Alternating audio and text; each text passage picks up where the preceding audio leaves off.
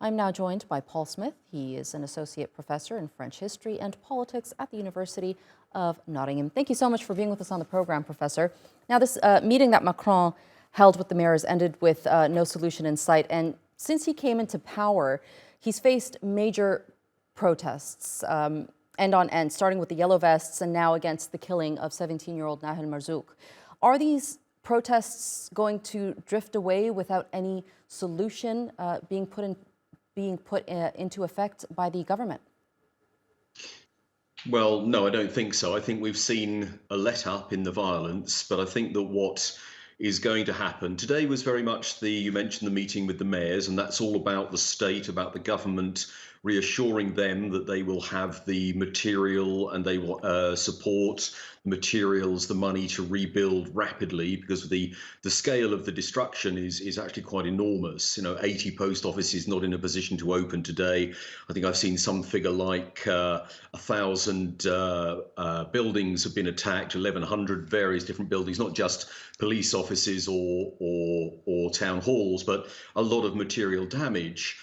But there has to be also some kind of response. And this is one of the things that's really been missing from not just this Macron presidency, but the first presidency, an approach to the French, the banlieue, the areas where these things happen, these they call them difficult areas, certainly deprived in economic terms. In 2018, there was a plan that Macron commissioned, and then he just let it go. He got a former minister, Jean-Louis Borloo, to come up with a plan, and the plan was never implemented.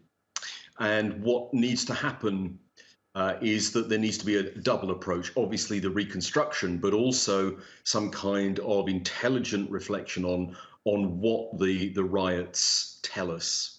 Right. It's unfortunate to see the rioting and the destruction kind of overshadow the message that the genuine protesters are trying to give throughout this whole process. We did see an evident division in French society, especially with that donation that was made to the French police officer. What do you think fuels this sort of a division in France? Well, I think that's a very specific case. What you're talking about, this GoFundMe page that was set up by a far right wing figure, somebody close to Eric Zemmour, the former presidential candidate, and which is, ostensibly is to support the policeman's family, because he's going to go to prison and lose his job.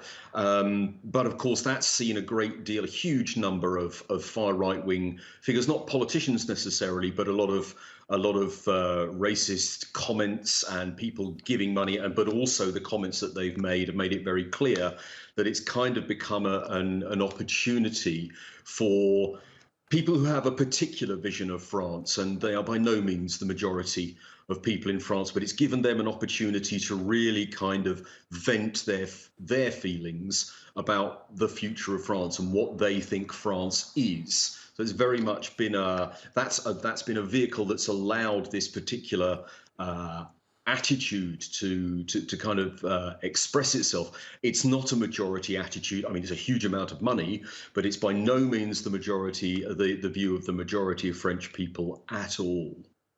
All right, Professor Paul Smith, it was a pleasure speaking to you. Thank you so much for being with us here on the NewsHour today. Thank you.